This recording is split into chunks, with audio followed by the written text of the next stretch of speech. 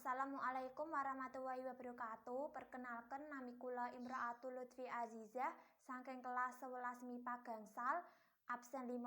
Kula badhe nembang maca pat pocong. Kang tumaju nindakake keh pituduh